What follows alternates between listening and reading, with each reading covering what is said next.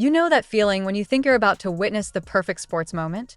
The kind that's going to be replayed in slow motion, narrated over with soaring music, and etched into the collective memory of an entire city? That's exactly where everyone's head was on July 17th, 2025. Indianapolis was buzzing, every hotel booked, every ticket gone, every street draped with banners carrying one name: Caitlin Clark. The common belief was simple. This was going to be her weekend, her coronation, her chance to stand under the brightest lights in her own city and own the stage. People weren't just coming to watch a game. They were coming to celebrate a phenomenon. And then reality walked in, didn't knock, and flipped the whole script. Here's the thing about sports. We talk about them like they're predictable arcs, when really they're just controlled chaos wrapped in bright uniforms. The contrarian truth? Sometimes the biggest stories aren't about the moments that go right, but about the ones that unravel when no one expects them to. Proof? Caitlin Clark, the league's most electrifying star, the newly minted WNBA Player of the Year, the person everyone assumed would be the beating heart of All-Star Weekend, wasn't even going to play. She wasn't walking out to cheers. She was sitting on the bench. This is how it happened. Just a week before All-Star festivities, she's in the middle of a heated game against the Connecticut Sun. She's been playing hard, but something feels off. The cameras catch her slowing down, her face tightening in discomfort. Then it happens, that small, dreadful gesture that makes every fan in the building hold their breath. She grabs her side, limps toward the bench, and sits down. At first, maybe it's just fatigue. But by the next day, whispers turn into worried questions. It's a groin injury, one she'd been quietly managing for weeks, playing through because that's what competitors do. But it had reached a point where the risk outweighed the reward. When the official announcement dropped that she'd be pulling out of both the three-point contest and the All-Star game, it landed like a gut punch. No homecoming triumph.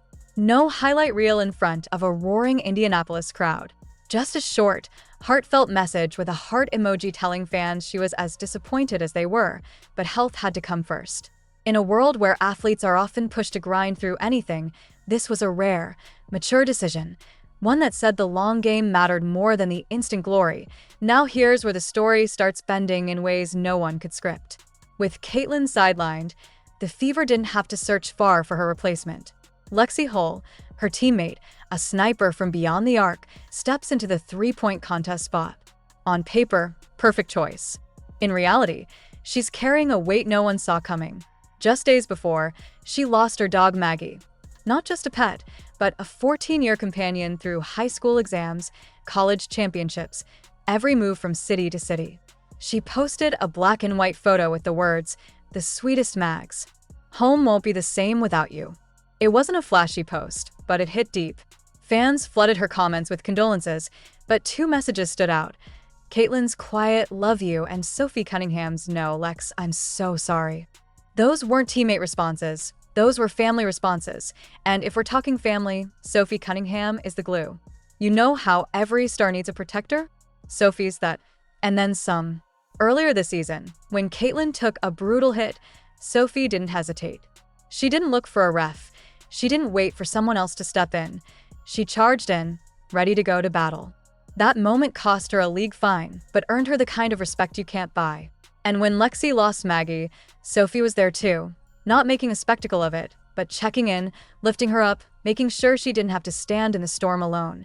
Fans saw this connection and gave it a name, Tres Leches. A nickname that stuck because it wasn't just cute, it was accurate. Three distinct personalities, Caitlin's fire, Sophie's ferocity, Lexi's quiet precision, blended into something stronger together than apart. Sophie embraced it so much, she had a custom shirt made with cartoon versions of all three, which went viral in hours. But the merch wasn't the point. This wasn't branding. It was proof. The kind of friendship you can't fake for cameras. Sophie didn't come to Indiana looking for comfort. She came looking for a spark. After 6 years in Phoenix, she wanted a challenge, a place where she could help build something from the ground up. She brought that Missouri-born competitiveness, the one that carried her through 4 straight high school state championships, into a college career where she started 129 games straight and scored over 2,000 points, and planted it right in the Fever's locker room. Lexi, drafted 6th overall in 2022, came in with her own pedigree, a Stanford national title, Pac-12 dominance, a reputation for showing up when the stakes were highest. She wasn't loud about it, but she delivered. Steady defense, clutch shooting, all without demanding the spotlight. Then Caitlin arrived. The generational talent. The one who brought the media circus with her every step. And instead of letting that weight crush them, Sophie and Lexi became her foundation. Sophie, the shield. Lexi, the steady hand. Tres Leches wasn't a PR stunt. It was survival, trust, and loyalty forged in the grind. And here's where the value loop of this team becomes clear. Context.